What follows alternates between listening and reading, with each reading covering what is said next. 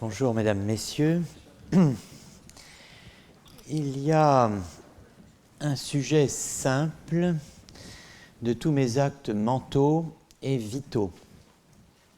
Ce sujet, c'est moi. Tel était et tel est, en deux phrases, disais-je la semaine dernière, le credo philosophique et théologique d'ailleurs, au passage, de Pierre de Jean Olivier. Pour tracer les conditions d'émergence donc, de cette thèse, il y a un sujet simple de tous mes actes mentaux et vitaux, et ce sujet simple, c'est moi. Pour en tracer les conditions d'émergence, j'avais évoqué la double thèse de l'incorporalité ou spiritualité, d'une part, et de la simplicité, d'autre part, de l'âme humaine.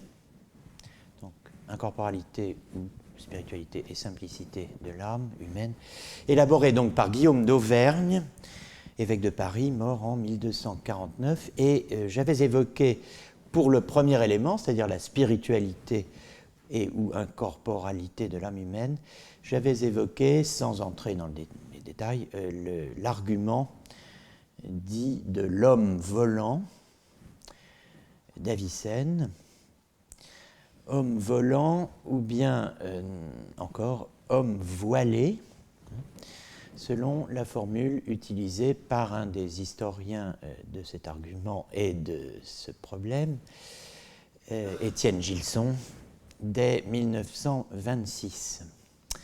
Et pour vous restituer cet argument de l'homme volant, qui a eu une extraordinaire fortune médiévale, pas sous ce titre, qui est le titre qu'a inventé Gilson, mais l'argument est désormais cité par tout le monde aujourd'hui sous ce titre, hein, homme volant ou homme voilé. Vous pouvez vous reporter au livre de Dag Hasse, H-A-2-S-E, monsieur Hasse, Avicenna's De Anima in the Latin West, le De Anima d'Avicenne dans le monde latin occidental, hein. Avicenna's De Anima in the Latin West, qui est le grand travail sur la psychologie d'Avicenne. En français, vous avez le livre de Meriem Septi, S-E-B-T-I, Avicenne, l'âme humaine, paru aux presses universitaires de France en 2000. Et avec ces deux textes, vous pouvez, en ajoutant Gilson évidemment, vous pouvez faire le tour de la question. En tout cas, je reviens à Gilson. Et je vous donne donc une des paraphrases que Gilson a faites d'une célèbre page du De Anima, de l'âme, du traité de l'âme, du livre de l'âme, qui est l'une des parties traduites en latin. Toutes ne l'ont pas été, ou en tout cas toutes ne nous sont pas parvenues. L'une des parties traduites en latin, donc du Kitab al-Shifa, le livre de la guérison d'Avicenne. Donc, ce texte, le voilà. Supposons, dit Gilson, paraphrasant Avicenne, un homme que Dieu aurait créé suspendu en l'air, le visage voilé. Donc, vous comprenez pourquoi on peut parler soit d'homme volant, soit d'homme voilé. À dire vrai, il est les deux, il est volant et voilé. Un homme que Dieu aurait créé suspendu en l'air, le visage voilé, qui n'aurait par conséquent jamais rien perçu et qui n'éprouverait aucune sensation. Nous ne pouvons cependant douter qu'il serait ou ne serait capable de penser et d'user de son intellect. Cet homme saura donc qu'il pense, qu'il entend au sens d'entendre, comprendre, n'est-ce pas, qu'il intellige en latin, et qu'il existe. C'est pourquoi, même si le mot intelliger est un peu pédant, je le préfère toujours à entendre ou comprendre, parce que la série cogitare intelligere est tellement nette en latin. Hein. La pensée par représentation individuelle s'appelle cogitation, l'intellection de l'universel, qui est noétique et qui fait intervenir l'intellect, s'appelle précisément intelliger. Donc cet homme qui n'a aucune sensation, hein, serait quand même, saurait quand même qu'il pense, qu'il entend et qu'il existe. Donc qu'il pense, qu'il intellige, et sciet essiam se esse, et il saurait aussi qu'il est. Or, si l'on interroge un tel homme pour lui demander, dans cette position géostationnaire, n'est-ce pas, il est en vol géostationnaire, au-dessus, dans le vide, pour ainsi dire, et voilé, si on l'interroge, donc, pour lui demander s'il a un corps, as-tu un corps? Il répondra sans aucun doute qu'il n'en a pas, il n'a pas de sensation, et il répondra de la même manière pour chacune des parties qui constituent ce corps. Donc il n'a ni le sentiment de son corps comme tout, ni aucune sensation correspondant à une partie quelconque de son corps. Cet homme, si on l'interroge donc, et qu'on lui disait « As-tu une tête ?» il n'en saurait fichtre rien, et répondrait non. As-tu des pieds? Non. Des mains? Non. Et ainsi de suite. Il n'irait par conséquent avoir un corps, et cependant, il continuerait d'affirmer son existence. Arrive cette phrase superbe. Or, ce que l'on nie de soi-même est nécessairement autre que ce que l'on en affirme. Ça, c'est le nerf de l'argument. Donc cet homme qui niera être un corps tout en affirmant l'existence de sa pensée possédera une pensée dont l'essence est différente du corps. Donc revenons sur cette phrase que j'ai mise en rouge au tableau. Enfin, je parle encore de tableau. Je cherche nerveusement ma craie alors qu'elle est là. C'est une craie postmoderne. Ce que l'on nie de soi-même est nécessairement autre que ce que l'on en affirme. Il faut comprendre cette phrase, la formule est superbe, la pointe de l'argument est acérée, et voici l'argument, reprenons-le. Si je nie être un corps, tout en sachant et affirmant que je pense, intellige et existe, c'est que mon corps est ma pensée, mon corps est mon âme qui pense, mon âme pensante, mon âme qui intellige, mon âme qui existe, sont deux choses distinctes. Donc, je ne suis pas mon corps et je pense, ce que je nie de moi-même ne peut pas être la même chose que ce que j'en affirme, à savoir que j'ai une pensée, que je pense, que j'ai une âme qui pense, je suis pensant. Et si c'est mon âme qui parle, mon âme ne peut pas se prendre pour ce qu'elle n'est pas, en l'occurrence, à savoir ce qu'elle nie être.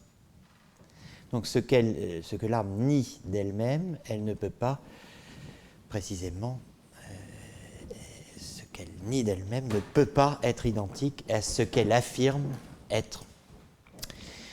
La conclusion d'Avicenne eût certainement ravi Augustin, et à défaut de ravir Augustin, elle comble les augustiniens et elle jette les bases d'un courant philosophique qui est distinct, différent, à la fois de l'aristotélisme proprement dit, de l'avéroïsme et de l'augustinisme pur sucre, un courant qu'Étienne Gilson a appelé l'augustinisme avicénisant, et dont les deux principaux représentants, selon lui, sont Guillaume d'Auvergne et le franciscain Roger Bacon, auquel j'ai fait allusion dans un autre cadre la semaine dernière. La catégorie de l'augustinisme avicénisant a été très critiquée, spécialement par l'école de Louvain, par les lauvanistes, les médiévistes de Louvain. Peu importe, quoi qu'il en soit de cette catégorie historiographique discutée ou contestée, une chose est sûre, un augustinien, dit Gilson, parlant de Guillaume d'Auvergne, pouvait s'approprier l'argumentation d'Avicenne, de l'homme volant, sans éprouver l'impression de quitter Augustin. Chez Avicenne, il se trouve, pour ainsi dire, en pays connu. Et de fait, rien ne distingue vraiment l'homme volant ou l'homme voilé de ce qu'on peut appeler en langage plus augustinien une âme séparée du corps. L'un et l'autre, en tout cas l'homme volant, l'homme voilé, l'âme séparée, se rencontrent avec la mens d'Augustin, telle qu'Augustin décrit cette mens. Alors mens, vous savez que souvent on traduit ce terme par latin par âme. C'est le cas par exemple dans maintes pages de la bibliothèque augustinienne. Plus rigoureusement, et malheureusement je n'en donne pas l'exemple dans le texte que vous allez avoir sous les yeux dans un instant, mais enfin, plus rigoureusement, il faudrait traduire mens par esprit pour distinguer mens de anima ou de animus. L'idée étant que anima donne toujours à entendre quelque chose comme l'âme forme du corps, alors que l'esprit n'est pas nécessairement forme du corps, y compris chez Descartes, vous retrouvez l'expression. Donc voilà la phrase. Mens est donc féminin.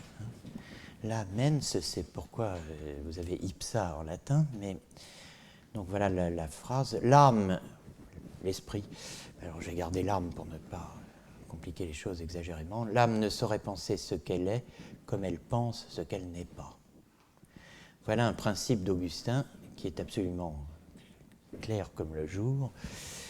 Neque ullo modo fieri potest, il ne peut se faire d'aucune façon qu'elle pense id quod ipsa est, qu'elle est ce qu'elle est, n'est-ce pas? Quem ad modum cogitat, de la même façon qu'elle pense id quod ipsa non est, ce qu'elle n'est pas. L'âme ne saurait penser ce qu'elle est comme elle pense ce qu'elle n'est pas. Ce principe que vous pouvez rapprocher de ce que l'on nie de soi-même est nécessairement autre que ce que l'on en affirme. Bien sûr, le principe de Gilson paraphrasant Avicenne. Mais ce principe, l'âme ne saurait penser ce qu'elle est comme elle pense ce qu'elle n'est pas, est le contraire, rigoureusement parlant, du soi-même comme un autre, le contraire du principe aristotélicien qu'on a vu la semaine dernière, selon lequel l'âme ou l'intellect se connaît comme elle ou comme il connaît les autres choses. Vous vous rappelez de cette phrase, hein? L'intellect se connaît comme il connaît les autres choses. Sicut et alia, comme les autres choses. Eh bien là, non, c'est très exactement le contraire. L'âme, donc l'homme, par son âme, ou plutôt l'homme par son esprit, par sa mens, donc aussi moi-même, ne se connaît pas par le truchement d'une espèce, d'une species, ou si vous préférez d'une forme, forma, ou d'une représentation, imago, ou d'un intermédiaire, medium, ni espèce, ni forme, ni représentation, ni intermédiaire. L'homme, par la mens, ne se connaît pas par le truchement, donc, de ce qu'en un mot, on peut appeler une simulation.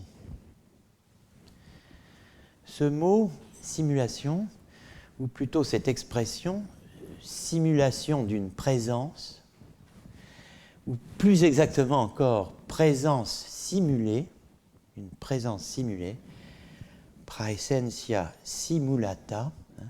Cette expression, si frappante soit-elle, n'a pas encore reçu toute l'attention qu'elle mérite de la part des historiens.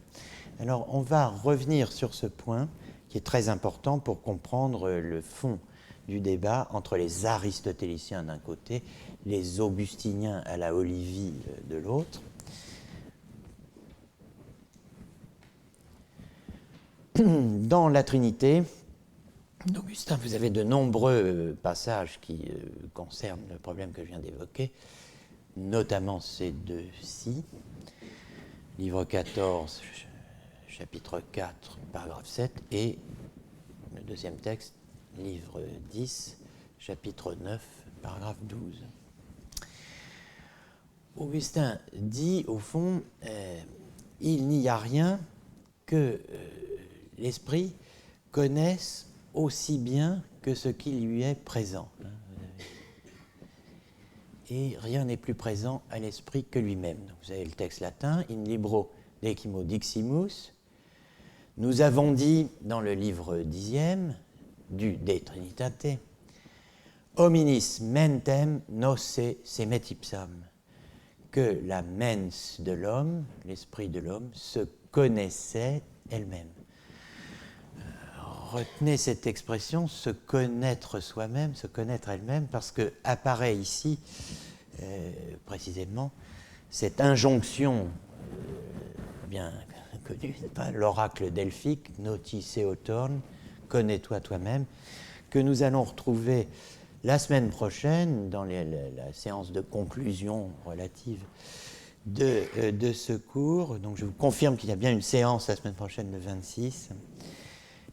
Vous savez que le connais-toi toi-même est littéralement au cœur de l'interprétation que Foucault donne du souci de soi dans la très remarquable et discutable exégèse qu'il donne en 3 temps d'un passage de l'Alcibiade dans le célèbre cours qu'il a donné ici sur l'herméneutique du sujet. Donc on reviendra là-dessus pour réaffronter la question du sujet et la question de l'homme dans les termes qui étaient ceux qui ont constitué notre horizon pour l'année, ceux de Foucault précisément lors des 2 premières séances.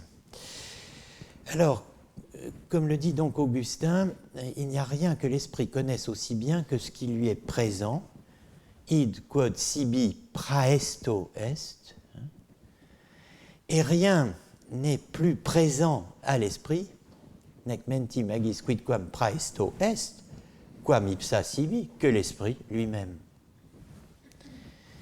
Deuxième texte, le livre 10, auquel donc faisait allusion en partie le livre 14, 4, 7, lorsqu'on dit à l'esprit, cum dicitur menti, comme il est dit à l'esprit, cognosce te ipsam, connais-toi toi-même. Cognoscit, c'est ipsam. Il se connaît lui-même. Nec ob aliud quam eo quod sibi praesens est, cela pour la bonne et simple raison qu'il est présent à lui-même. Alors, manque dans la citation le début, en latin, eo ictu quo intelligit quod dictum est, c'est-à-dire, s'il est dit à l'esprit, connais-toi toi-même, du même coup qu'il entend, qu'il comprend ce qui vient d'être dit, à savoir toi-même. Connais-toi toi-même. Le seul fait d'entendre, dans tous les sens du terme, entendre et entendre toi-même, fait qu'il se connaît. C'est quelque chose de performatif, n'est-ce pas ? Sauf qu'un performatif, en général, c'est ce qu'on énonce, n'est-ce pas ? Et pas ce qu'on entend. Mais du seul fait d'entendre toi-même, eh bien, l'âme se connaît parce qu'elle est présente à elle-même. En cela même qu'elle est présente à elle-même. Alors, il faut comprendre ça, hein, s'appuyant sur le principe, donc, que j'ai évoqué tout à l'heure, à savoir que l'âme ne saurait penser ce qu'elle est comme elle pense ce qu'elle n'est pas. Donc, par exemple, elle pense ce qu'est un corps. Bon, elle ne saurait penser ce qu'elle est elle comme elle pense ce qu'est un corps, comme elle pense tout ce qui n'est pas elle, au fond. Ça ne peut pas être le même type de pensée. Alors, s'appuyant sur ce principe, Augustin explique la différence qu'il y a entre la manière dont la mens, l'esprit, se représente par une fiction imaginaire, en latin figmentum, le mot figment n'existe pas en français, mais donc c'est fiction, une fiction figmentum imaginaire, une fiction imaginaire. Donc, la différence qu'il y a entre la manière dont l'esprit se représente par une fiction imaginaire, une chose sensible, c'est-à-dire tangible, qu'on peut voir et toucher. Alors, si j'avais le temps, j'enchaînerais sur les théories des grammairiens à l'époque romaine, qui expliquent qu'une res, c'est ce qu'on peut voir et toucher. C'est vraiment la définition qu'un grammairien donne d'une chose. Deux sens suffisent, voir et toucher, ou bien voir ou toucher. Il y a un très beau texte d'Anne Grondeux, Grondeux, sur la chose, si j'ose dire, selon les grammairiens, la définition de la chose.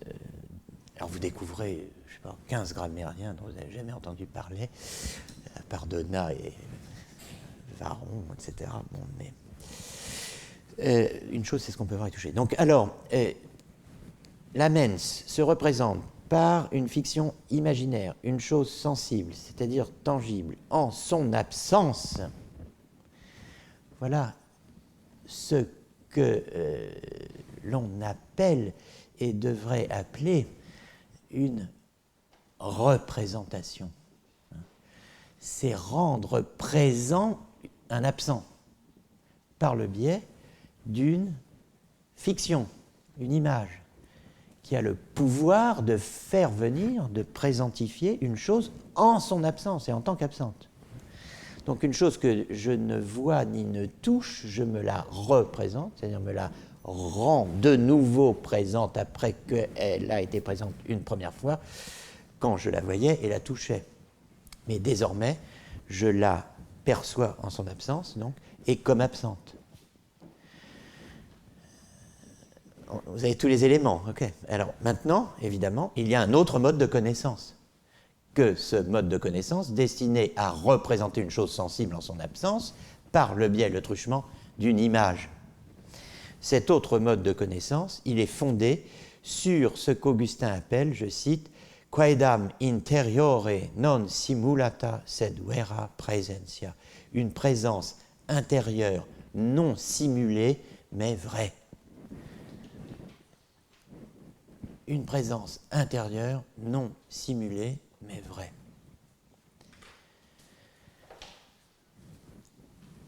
Voilà le passage dans lequel Augustin va expliquer pour nous ce que c'est que cette simulation. L'image est une simulation. La présence à soi de l'âme n'est pas simulée. Elle ne passe pas par le biais d'une représentation imaginaire. Elle est directe, immédiate. Rien n'étant plus présent à l'esprit que l'esprit lui-même, vous vous rappelez, rien n'est plus présent à l'esprit que l'esprit lui-même. Nec menti magis quidquam praesto est quam ipsa sibi. Donc rien n'étant plus présent à l'esprit que l'esprit lui-même, Augustin précise que c'est de cette seconde manière, donc par la connaissance fondée sur une présence intérieure non simulée mais vraie, que la mens, l'esprit, que la mens pense qu'elle vit, qu'elle se souvient, mémoire, qu'elle intellige, pense, qu'elle veut, désire ou aime. Vous avez le grand ternaire augustinien de la memoria, de l'intelligentsia et de l'amor, enfin amor latin, donc désir, amour, qui est donné là. La mens connaît ses actes, donc mémoire, intelligence, volonté, amour, désir. Bon. la mens connaît en effet ses actes en elle-même. La connaissance que l'âme a de ses actes se fait directement, immédiatement en elle-même.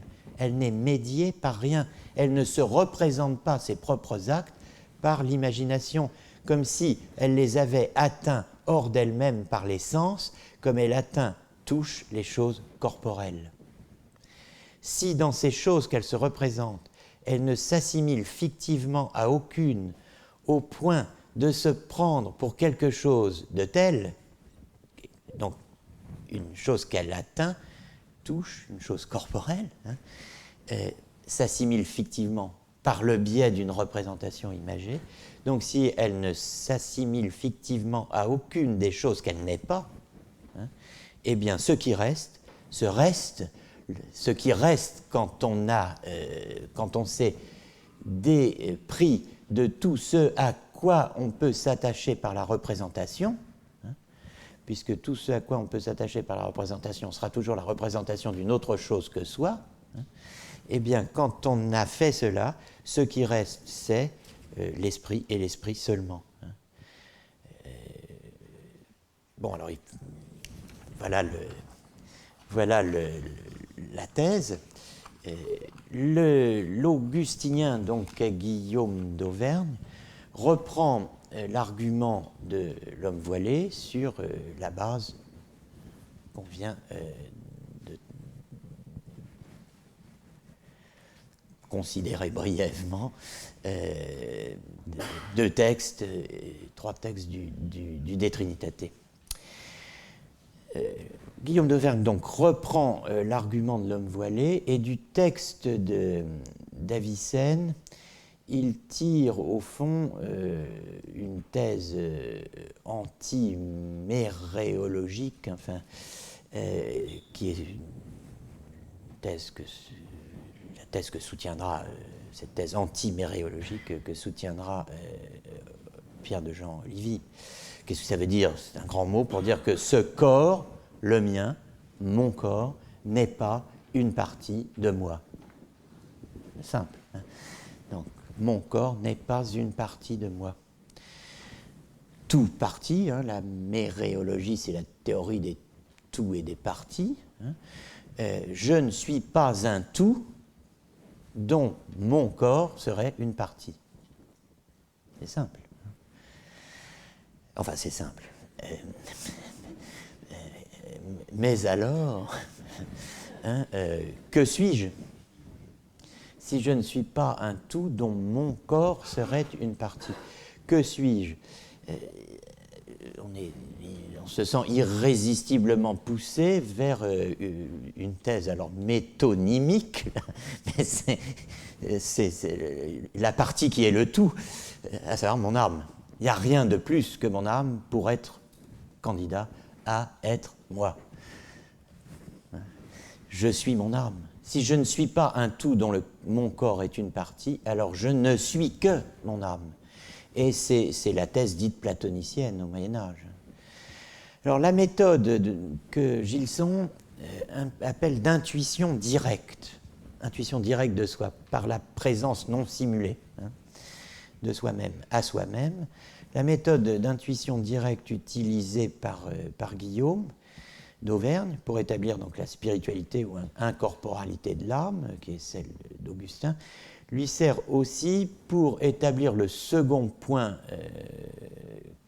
de sa thèse, qui est non plus seulement l'incorporalité ou spiritualité de l'âme, mais sa simplicité.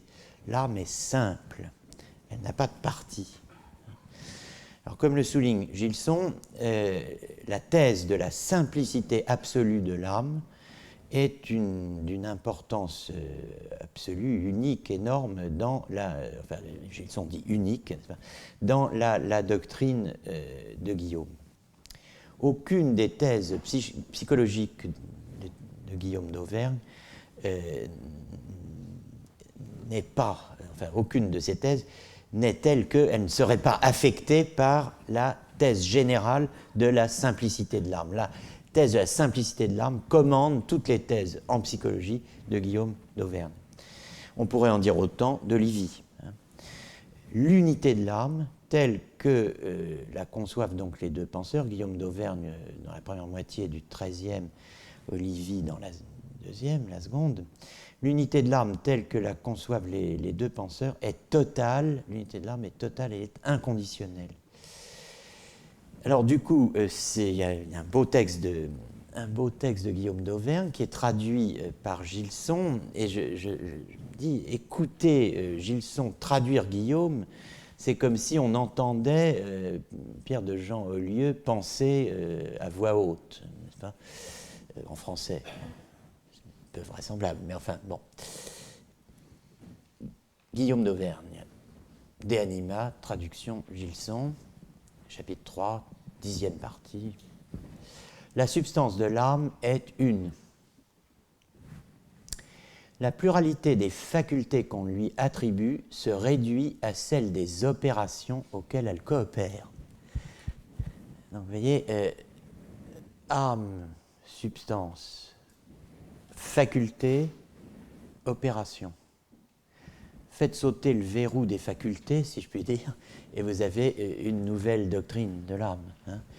L'âme, à laquelle on attribue une pluralité de facultés qui, en réalité, se réduit à la pluralité des opérations qu'effectue cette âme une et simple. On rapporte l'intellection à la faculté de connaître par l'intellect. Celle de vouloir ou de désirer, on la rapporte à la volonté. Mais l'âme n'en reste pas moins une en tant qu'elle connaît, veut et désire. Elle n'est pas, comment dirais-je, partagée en plusieurs facultés qui s'activeraient chacune de façon modulaire, indépendamment l'une de l'autre. En moi, il n'y en a pas un qui veut, un autre qui pense, un autre qui se souvient.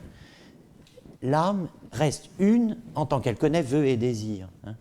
Et cela, toute âme humaine le sent en soi, le connaît avec une absolue certitude et en rend un témoignage infaillible. C'est sans interruption, mais j'ai sauté un mot, c'est sans hésitation ni interruption,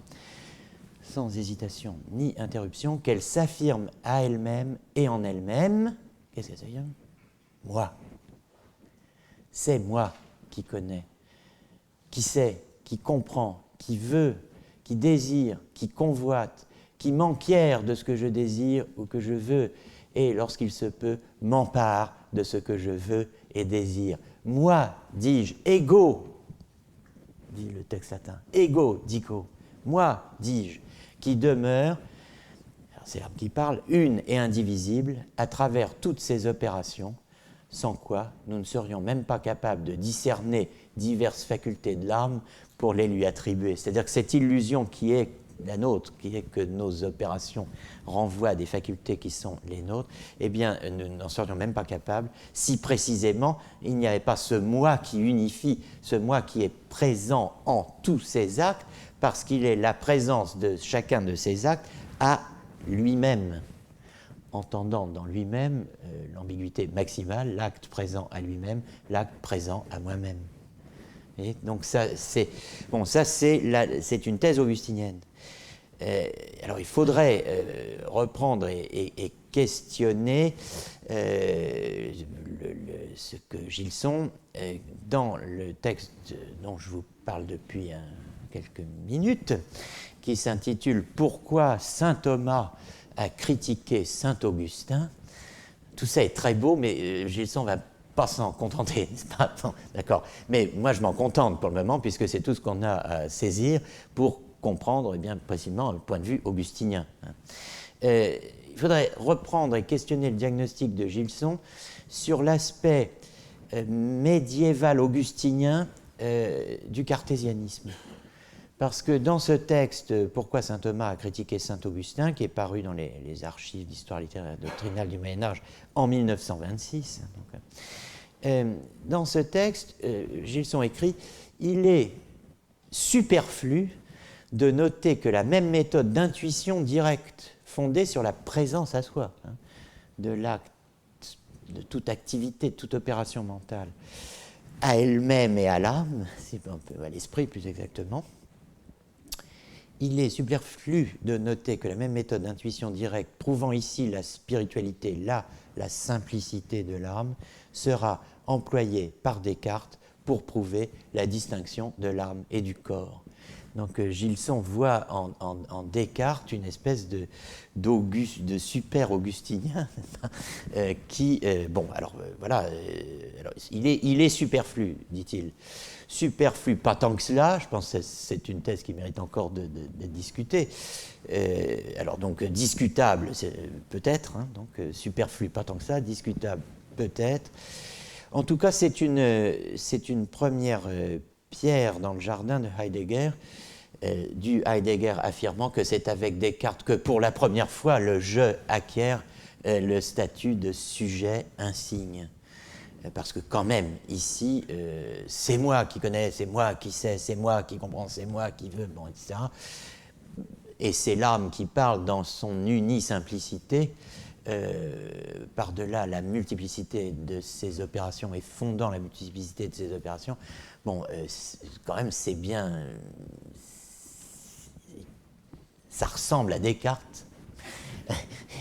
Et c'est avant Descartes. Bon, tout ce que je peux dire pour le moment. C'est une première pierre. Et il y aurait sans doute une deuxième pierre à jeter dans le jardin de Heidegger, si le temps le permettait, puisque,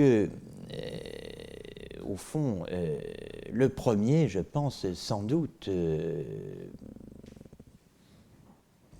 Guillaume d'Auvergne effectue la percée dont Olivier prolonge en l'amplifiant, et ça on l'a vu dans les séances précédentes, l'impact théorique.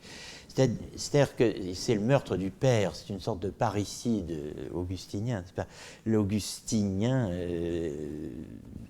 rompt avec la thèse la plus fondamentale d'Augustin, d'une certaine manière, on va voir en quoi, malgré son augustinisme, ou plutôt dans son esprit, à cause même de son augustinisme, et donc à nos yeux paradoxalement, hein, il fait converger ce que j'appelle l'attributivisme et la subjectivité. Les deux schèmes qu'on a mis en place dans la semaine précédente, hein, ils transgressent par fidélité à Augustin, au moi d'Augustin, hein, ils transgressent l'interdit dont le De Trinitate avait frappé le subjectum. Vous vous rappelez qu'Augustin ne voulait pas entendre parler d'une assimilation de l'âme à un sujet et des actes mentaux à des dispositions inhérentes à ou situées dans, logées dans l'âme comme dans un sujet. Bon, parce que précisément, vous vous rappelez que l'âme étant image et vestige de la Trinité, on ne pouvait considérer le moins du monde qu'il y eût en elle quelque chose comme un substrat capable de recevoir des affections. L'idée du substrat porteur d'affections, d'affect, de qualité, de propriété, de disposition, cette idée-là, c'est la manière dont Augustin se représente un corps. Un sujet est toujours corporel. Hein, et donc l'âme ne peut pas être un sujet pour Augustin. Ici, c'est parce qu'elle est un moi qu'elle est le sujet de tous ces actes. Le sujet un, unique, bon, opératoire, opératif. Et donc c'est ce cause donc l'évêque Guillaume, hein, quand partant de cela que l'âme humaine qu'elle intellige, qu'elle sait qu'elle intellige, et qu'elle intellige qu'elle sait qu'elle intellige, donc avant que vous effondriez, je le mets au tableau, et avant que je ne m'effondre moi-même d'ailleurs, bon. Donc l'âme humaine intellige qu'elle intellige, elle sait qu'elle intellige qu'elle intellige, elle intellige qu'elle sait qu'elle intellige, hein, c'est la k-thesis, savoir c'est savoir qu'on sait. Bon, hein. Bon, eh bien pour Guillaume d'Auvergne, étant donné qu'elle intellige qu'elle sait qu'elle intellige, dès le moment qu'elle intellige, elle sait et intellige qu'elle a en elle et en rien d'autre qu'elle la science et l'intelligé qui correspondent à sa science. Donc elle sait, dit Guillaume d'Auvergne, qu'elle est le sujet de ces CES, mais on pourrait aussi bien dire SES, dispositions. Donc, dit notre ami Guillaume d'Auvergne, il est connu de toute âme humaine, non seulement qu'elle est un sujet capable de recevoir des dispositions spirituelles, mais encore qu'elle est un sujet spirituel capable de recevoir les dites dispositions. Donc là, la thèse qui voulait que tout sujet fût corporel ou fût un corps est ici battue décisivement en brèche. Il y a un sujet spirituel. Et ce sujet spirituel, c'est cela qui dit je en chacun de mes actes, se les appropriant à lui-même.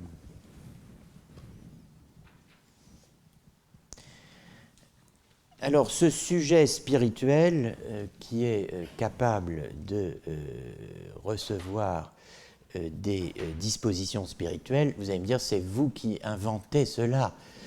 Personne n'écrit comme ça au XIIIe siècle. Ben, pourtant, si, dans le De Anima, livre 2, chapitre 13, vous trouvez effectivement, je n'ai pas donné les phrases latines, mais vous trouvez l'expression subjectum, dispositionum, sujet de disposition. Vous trouvez subjectum receptibile spiritualium dispositionum, un sujet réceptif capable de recevoir, réceptibile, capable de recevoir des dispositions spirituelles.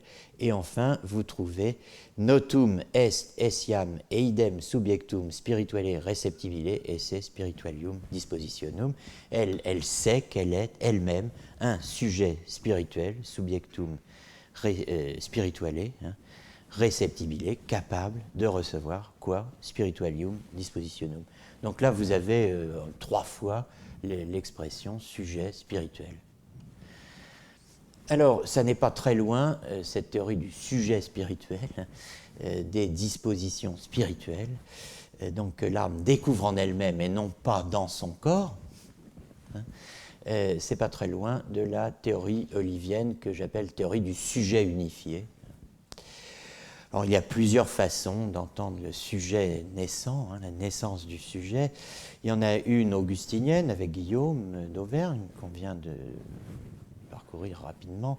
Il y aurait une façon avéroïste de parler de la naissance du sujet. C'est la théorie dite des 2 sujets de la pensée. L'image qui est située dans mon corps, et l'intellect qui est une substance séparée de moi et de mon corps. Donc les 2 sujets de la pensée humaine sont tels que l'un est un sujet corporel individuel, l'autre un sujet immatériel, spirituel, non corporel, non personnel, qu'on appelle l'intellect. Je n'entre pas dans les détails, mais ça serait une version de la théorie du sujet, puisque Averroès dit il y a 2 sujets de la pensée. Il emploie cette expression. L'un qui est l'image, l'autre qui est l'intellect. Vous auriez une façon thomiste ou thomasienne de parler du sujet. J'y viendrai l'année prochaine quand on parlera du sujet de l'action. Et vous avez une façon olivienne de parler du sujet. Bon, tout cela est bel et bon, mais il y a aussi, et peut-être autant, de façons d'entendre le rapport du sujet qui vient de naître aux autres sujets. Le rapport à l'autre, que j'ai quand même évoqué à plusieurs reprises cette année. Le problème par lequel on a commencé cette lecture d'Olivier, le problème de la reconnaissance des autres, qui est inséparable au Moyen-Âge de celui de l'autoconnaissance, de la connaissance de soi. Pas seulement pour le philosophe moderne, donc, mais habitué à ajouter au subjectif l'intersubjectif. Bon. Ici, autrui s'ajoute à ego. Alors, ce problème, Olivier l'aborde en complétant son dispositif, le dispositif franciscain qu'on a évoqué ces dernières semaines, ou plutôt en recombinant les éléments de son dispositif. Alors, qu'est-ce qu'il va dire, Olivier ? Est-ce qu'il va dire, puisqu'il prend le contre-pied des thèses des aristotéliciens, puisqu'il va dire, qu'est-ce qu'il va dire ? C'est les aristotéliciens disant que l'intellect se connaît comme il connaît les autres choses, on pourrait se dire, bien, Olivier va peut-être dire, l'homme connaît l'autre homme comme il se connaît lui-même. Ce serait l'inverse. Il connaît l'autre, n'est-ce pas, comme un autre lui-même. Est-ce le cas? Bon, il y a pour Olivier deux sortes de connaissances, très rapidement. La connaissance expérimentale, personnelle, existentielle, hein, et puis la connaissance scientifique, générale, abstraite. La connaissance expérimentale, personnelle, existentielle vaut pour mon âme. C'est la connaissance que mon âme a d'elle-même, existentiellement, personnellement, expérimentalement. Elle est quasi tactile, vous vous souvenez de cette expression. L'autre type de connaissance, la connaissance scientifique, générale et abstraite, qui nous permettrait de dire que l'âme est un souffle, que l'âme est incorporelle, etc., et qu'on obtient au terme d'un mélange d'observation et de réflexion, cette connaissance scientifique, générale et abstraite qui vaut pour toute âme, par exemple, si on parle de l'âme, ces deux types de connaissances qui valent pour l'autoconnaissance, hein, eh bien, ne constituent pas ce à quoi se réduit la connaissance et la reconnaissance d'autrui pour Olivier. Dit plus clairement, la reconnaissance d'autrui chez Olivier ne se réduit ni à la connaissance expérimentale, personnelle, existentielle, ni à la connaissance scientifique, générale, abstraite. Alors dire cela, c'est dire que pour Olivier, je sais, ou plutôt pour employer les termes qu'il emploie, j'estime que d'autres ont une âme semblable à la mienne. Je le sais, je l'estime parce que je sais, ou plutôt je sens directement que par l'âme qui est la mienne, hein, je suis le sujet et le principe de mes actes. Parce que je me sens, me connais comme sujet et principe de mes actes, parce que mon âme se connaît comme principe et sujet de ses actes, qu'elle peut estimer que d'autres ont une âme semblable à elle, et que moi, je peux estimer que d'autres que moi ont une âme semblable à la mienne. Alors ça a l'air bizarre. Le lien entre ces deux est inférentiel, comme chez Mathieu d'Acquasparta, mais pourtant, ça n'est pas sur le rapport fumée-feu, comme chez Mathieu d'Acquasparta, que s'appuie Olivier. Hein. Ce n'est pas parce que, voyant quelqu'un parler, j'en infère naturellement qu'il a une âme comme la mienne, exactement comme voyant de la fumée, j'en infère qu'il y a dessous du feu. Ça n'est pas ce schème-là de la signification naturelle qui est mobilisée, si j'ose dire, par Olivier, mais la notion de conspiration, conspiratio. Alors, qu'est-ce à dire? Alors, notons d'abord donc qu'Olivier ne parle pas d'autrui comme tel. Quand j'ai dit un autre, moi-même, autrui, bon, il s'agit de l'âme. Hein. Le problème, c'est est-ce que ce que je vois là a une âme comme moi? Bon. Donc, la thèse qu'il va devoir argumenter, c'est j'ai des semblables parce qu'il y a d'autres esprits. Hein? Je sais que j'ai une âme, je sais ce qu'elle est, sujet et principe de mes actes. Je sais ce qu'elle fait. Je sais ce qu'elle me permet de faire, un certain nombre d'actes. Être, vivre, cogiter, vouloir, voir, entendre, bouger, tout cela, je le fais par mon âme. Ce sont mes actes. Comment savoir si les autres hommes ont comme moi une âme et la même sorte d'âme? Comment savoir qu'ils sont donc mes semblables? Voilà le problème. Alors, dans un certain nombre de travaux antérieurs, j'ai montré que j'ai attiré l'attention pour mon travail de médiéviste, hein, pas pour les philosophes qui n'ont pas besoin de ça, ils le savent bien, mais sur la théorie attributiviste de la personne chez Strawson. Chez Strawson, le problème que je viens d'évoquer se présente de la manière suivante. Comment savons-nous qu'il y a d'autres personnes? C'est un terme que je n'avais pas employé jusqu'ici. J'ai parlé de moi, j'ai parlé d'âme. La question actuelle, c'est comment est-ce que je sais qu'il y a d'autres personnes? Comment reconnaissons-nous que X, Y, Z sont des personnes? Alors la réponse de Strawson, qu'il faut noter et méditer, c'est pas évident, comme on dit maintenant.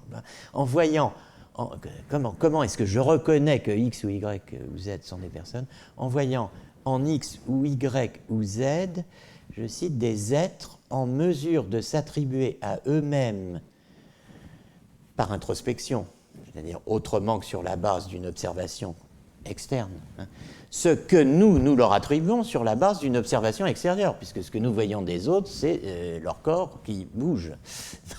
Bon, alors, je vois en X, Y ou Z des êtres en mesure de s'attribuer à eux-mêmes d'une autre manière qu'observationnelle, hein, ce que moi je leur attribue de façon observationnelle. Or, effectivement, moi-même, je m'attribue à moi-même un certain nombre d'actes par intuition directe et non pas, évidemment, par observation extérieure. Je ne flotte pas au-dessus de moi-même pour me voir, me voyant si proche de moi-même au moment de me voir, n'est-ce pas? Bon. Alors, pour Strawson, toute personne est un sujet d'auto- et d'hétéro-attribution, capable de reconnaître d'autres êtres comme sujet d'auto- et d'hétéro-attribution et d'être reconnu lui-même par eux comme sujet d'auto- et d'hétéro-attribution. Alors, on voit bien quels sont les avantages de cette théorie. La notion de la personne, hein, permet d'échapper aux problèmes de sujet qui sont suscités par ce que Strawson appelle l'impossibilité d'attribuer des états de conscience aux autres s'ils sont conçus comme un ensemble d'égos cartésiens auxquels, en bonne grammaire logique, on peut attribuer que des expériences privées. Donc, attribuer des expériences privées à d'autres, ce n'est en rien être capable de leur attribuer des états de conscience semblables aux miens. Hein? Je sais que l'ego auquel je me trouve confronté est le sujet ou le théâtre d'expériences privées dont je n'ai pas la moindre idée. Hein? Donc, je ne peux aucunement attribuer à de tels égos enfermés en eux-mêmes, hein, des états de conscience comparables aux miens. Et deuxièmement, je ne suis pas capable d'identifier, fût-ce de manière indirecte, c'est-à-dire observationnellement, les dits sujets d'expérience auxquels je serais désireux d'attribuer des états de conscience si je maintiens que ce à qui ou à quoi je suis confronté, ce sont des égos cartésiens. Alors, voilà la thèse de Strawson. Hein. Si l'on s'en tient à Descartes, on ne dispose pas d'états attribuables. Je n'ai pas à ma disposition, moi philosophe, d'états, ni moi homme, hein, des états que je pourrais attribuer à d'autres égos, hein, puisque je n'ai pas accès aux états mentaux des autres égos. Donc je n'ai rien à attribuer. Je veux bien qu'il y ait face à moi tout un ensemble d'égos cartésiens, hein, mais qu'est-ce que je peux bien leur attribuer? J'ai en face de moi des sujets, mais je n'ai aucune idée de ce qu'ils ont dans la tête, si vous voulez, bon, comme on dit vulgairement. Hein. Alors, j'ai des sujets, mais je n'ai pas de qualité attribuable, puisque toutes ces qualités, tous ces états mentaux sont privés. Ils ne sont pas publics, ils ne sont pas observables. On ne peut pas observer les pensées d'autrui. Bon. Si l'on a, d'autre part, prenons la situation inverse, on a des qualités attribuables, on aurait accès aux états mentaux, on pourrait les observer de l'extérieur, mais on n'aurait pas de sujet assignable ou identifiable, puisque l'ego cartésien, c'est cela qui dit je, c'est quoi? montrez-moi le sujet que vous êtes, on ne voit rien. Bon, il n'y a rien à voir. On a des qualités attribuables, observables, mais on n'a pas de sujet assignable identifiable, c'est-à-dire le moyen d'identifier intuitivement le sujet que vous êtes par distinction du sujet que vous êtes. Donc, à la limite, et même par inférence, n'est-ce pas, les égos sont ineffables, ils sont inscrutables, et pour finir, il n'y a peut-être rien à quoi attribuer les qualités qui seraient observables de l'extérieur, les pensées, les cogitations, les comportements qu'on pourrait observer de l'extérieur.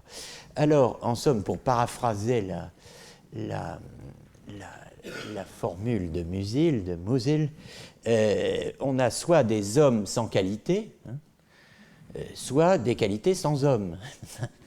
Ce qui, en fait, va de pair, d'ailleurs, pour Musil. Donc, c'est la version musilienne de la mort de l'homme, évoquée dans les premiers cours, sur laquelle je reviendrai la semaine prochaine, la mort de l'homme, mais quand même ce beau passage de l'homme sans qualité qui décrit notre situation présente, et quand je dis présente, je dis présente. Il s'est constitué un monde de qualité sans homme, d'expériences vécues sans personne pour les vivre. Il est probable que la désagrégation de la conception anthropomorphique qui pendant si longtemps fit de l'homme le centre de l'univers, mais est en passe de disparaître depuis plusieurs siècles déjà, atteint enfin le moi lui-même. La plupart des hommes commencent à tenir pour naïveté l'idée que l'essentiel dans une expérience soit de la faire soi-même et dans un acte d'en être l'acteur. Bigre. Bon, je ne m'arrête pas là. On peut s'interroger donc sur ce qui fait qu'une personne, au sens de Strawson, en reconnaît une autre quand même. Ce qui fait qu'en voyant X, Y ou Z, elle reconnaît en eux des êtres en mesure de s'attribuer à eux-mêmes autrement que sur la base de l'observation ce qu'elle leur attribue sur cette base. Ce problème qui est quand même épineux, hein, et que Strawson ne résout pas, vraiment, je trouve. Mais enfin, bon, c'est une autre affaire. Ce problème, en tout cas, c'est le problème que j'appellerais le problème de l'ange de Tobie. Hein. C'est le problème de l'ange de Tobie qui a hanté tout le XIVe siècle. Toute la théologie du XIVe siècle est traversée par le problème de l'ange de Tobie. Vous savez que dans le livre de Tobie, T-O-B-I-E, l'ange de Tobie, à savoir l'ange Raphaël, apparaît et a l'air sous la forme d'un homme, n'est-ce pas? Il a l'air d'un homme, un dénommé Azarias, hein, A-Z-A-R-I-A-S, qui a l'air d'un homme pour Tobie, puisqu'il accompagne Tobie et en accomplissant toute une série d'actes. Il conduit Tobie sur les routes de Médie, il l'initie à la pêche, il boit, il mange, il parle avec lui, il le conduit même jusqu'à celle qui deviendra son épouse, Sarah, sa future épouse, donc, etc. Et il n'y a aucun moyen pour Tobie de déceler qui est là sous la panoplie des actes humains accomplis par l'ange de Tobie, par celui qui se fait appeler Azarias et qui n'est autre que l'ange Raphaël. Et donc l'observation extérieure ne suffit pas pour accéder à autrui, en tant que sujet identifiable. Quand je disais un sujet identifiable, le sujet identifiable c'est Raphaël ici, sauf que ce qu'on voit c'est Azarias. Et pourtant, Raphaël est bien là, mais bon. Alors, Vital Dufour, qui est un franciscain de l'époque, Guillaume d'Occam, qui est un peu postérieur, deux autres franciscains, hein, Vital, donc V-I-T-A-L, Dufour, comme un four à pain, et Occam, le célèbre et vénérable débutant, ont tous évoqué l'ange Raphaël Azarias, hein, et il y a ce problème qui est posé dans la théologie du XIVe siècle. Olivier, donc, qui est au point de départ de la théorie du sujet-égo ou de l'égo-sujet, sans que nous puissions dire pour le moment si cet égo mérite ou non le label d'égo cartésien, comme dirait Strawson.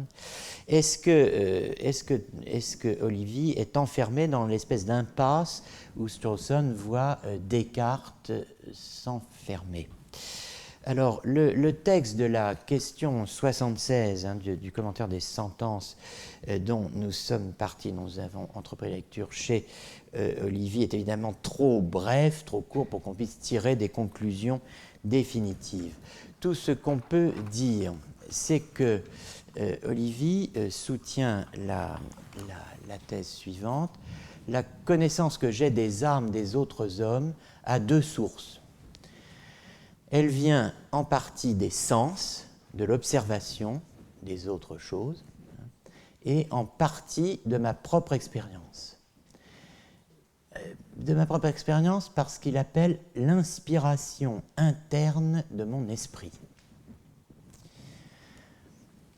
Deuxième point, par la sensation, c'est-à-dire ce qui correspond au point A. J'observe qu'il y a dans d'autres corps, donc dans les corps d'autres êtres que moi, qui sont distincts de mon corps dans l'espace, j'observe par la sensation qu'il y a dans d'autres corps les opérations caractéristiques de la vie, du mouvement et de la sensation que je découvre en moi. Mais à partir de là, dit Olivier, grâce à ce qu'il appelle une puissante conspiration, mon esprit estime et quasiment sent. Donc on est toujours dans le quasi. Vous vous rappelez de l'expérience quasi-tactile que l'âme a d'elle-même.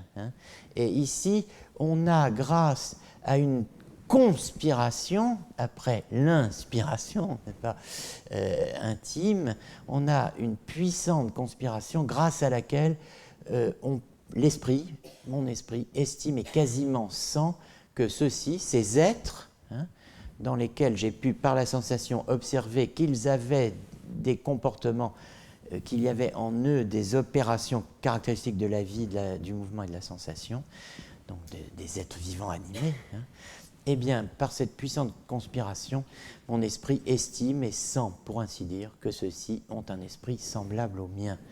Version originale, partim per internam inspirationem animi mei, donc per sensus adverto in aliorum corporibus, par la sensation je me rends compte qu'il y a dans les corps des autres, ou d'autres, aliorum, opera vitae et motus et sensus, et à partir de là, animus meus, mon esprit, par une certaine conspiration forte, estime, et pour ainsi dire, perçoit que ceux-là ont un animus qui est semblable au mien. Alors, voilà la thèse. Le mot, évidemment, de conspiratio, je vous demande encore 5 minutes, est lourd d'histoire. Il est chargé de sens, de trop de sens d'ailleurs, sans doute. Sans aller jusqu'à la conspiration de Nizan, n'est-ce pas, à laquelle on pense immédiatement. Mais sans aller jusque-là, c'est quand même très lourd d'histoire, ce mot conspiratio. C'est la traduction latine d'un mot grec, du mot sympnoia. La sympnoia qui engage une théorie de la sympatheia, de la sympathie, théorie stoïcienne, et notion où se rencontrent trois choses, l'anthropologie, la cosmologie et l'éthique. À grands traits, il semble que la conspiration soit le fondement pneumatique, du grec pneuma, souffle, terme qui est aussi évidemment dans les Saintes Écritures, n'est-ce pas ? Donc, le fondement pneumatique de l'humaine sympathie. La sympnoia est le fondement pneumatique de la sympatheia, de la sympathie. Alors, tous, disait le sophiste Antiphon, tous nous respirons l'air avec une bouche et un nez. C'est le fragment 44 attribué au De Veritate, enfin de la vérité d'Antiphon, qui est censé prouver, pour Antiphon, que Grecs et barbares, nous sommes, dit ce fragment, tous par nature semblables. C'est presque dans le langage ordinaire, n'est-ce pas, on dit, mais enfin, on respire tous le même air. Hein, vous avez sans doute déjà entendu dire ça pour dire, écoutez, quelle différence y a-t-il entre les hommes? On respire le même air. Bon. Ben, ça vient d'Antiphon, tous nous respirons l'air avec une bouche et un nez. Bon, mais nous sommes tous par nature semblables, ok, mais ça n'est pas la thèse d'Olivi, ça va plus loin, et sa sympnoia est censée aller plus loin. Alors où va-t-elle? Elle va là, le sentiment de mon propre esprit, c'est-à-dire de mon propre pneuma, de mon propre souffle, de moi-même comme une res viva, une chose vivante, comme un être vivant. Eh bien, ce sentiment que j'ai de mon souffle, hein, de vie, hein, est en même temps le sentiment d'une communauté d'esprit ou de souffle. C'est celui de la communauté d'un souffle, conspiratio, sympnoia, où se fonde la sympathie humaine. Non pas la sympatheia comme on l'entend au sens cosmologique, la sympathie universelle, hein, la copulatio, le lien, le fort lien qui existe entre tous les éléments du monde et qui en assure l'harmonieux fonctionnement et l'harmonieuse réalité. Cette copulatio rerum, qu'on appelle sympathie universelle, bien sûr n'est pas destituée, mais ça n'est pas ce qui est visé par la puissante conspiration, communauté de souffle, sympnoia, dont nous parle en latin, mais à partir de théorie grecque, Olivi, c'est la sympatheia là, qui est visée, c'est celle qui unit les hommes par une sorte de parenté, syngeneia, hein, en latin cognatio continuata, une espèce de relation de famille ininterrompue, hein, de consensus unus, de consensus. C'est très intéressant ces termes parce qu'il faut entendre vraiment tout sonner là, dans chaque terme. Un consensus unique entre êtres vivants, animés du même souffle, du même pneuma et porte-parole du même logos. Ce sont donc toutes ces personnes traversées par le même souffle, qui vivent du même pneuma, sont toutes capables de dire « je », parce qu'elles sont douées du logos. Hein.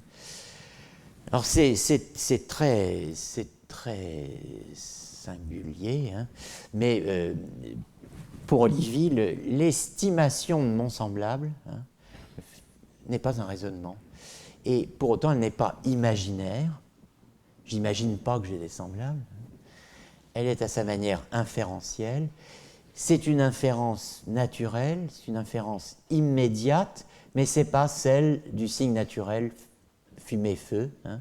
C'est cette inférence qui commence par un sentiment de soi-même, une inspiratio, le sentiment de soi, et qui finit sur un autre sentiment, qui se prolonge dans un autre sentiment, une quasi-sensation, un sentiment de parité, le sentiment d'un autre soi, moyennant une puissante conspiration. Puissante conspiration. Donc, on va du principe général de l'attributivisme. L'âme sait et sent qu'elle est elle-même le sujet et le principe de ses actes.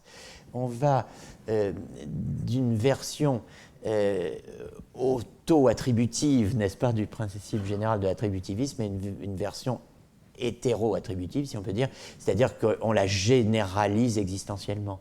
Ce principe s'étend à tout vivant, respirant, doué du même souffle de vie, hein, et du même logos. La reconnaissance que d'autres ont un esprit, spiritus, semblable au mien.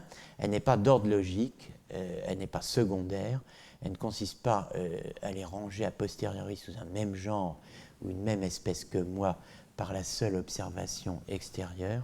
Elle réside,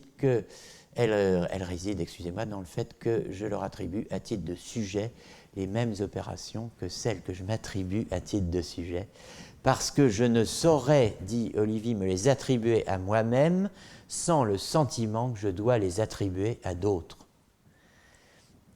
Vous voyez, là, la nécessité d'avoir des semblables est au cœur de la reconnaissance que j'ai d'être un moi-même. C'est pas soi-même comme un autre, c'est pas de soi-même sans un autre. Moi-même, comme moi. Oui, bon, alors, bien sûr, on peut critiquer la théorie de Livy, dire qu'elle repose sur des concepts dérivés. On pourrait certainement lui faire des objections straussoniennes. Bon, je ne peux pas évoquer cela aujourd'hui parce qu'il faut que je m'arrête. C'est comme dans la correspondance de Hölderlin avec sa mère. Ma chère maman, je vous écris pour vous dire que j'ai le pénible devoir de vous dire que je dois hélas m'arrêter. Mais donc je m'arrête, mais bon, quand même, c'est bien dommage, mais on reprendra la semaine prochaine et on conclura cette fois. Là, je serai bien obligé de m'arrêter. Merci beaucoup.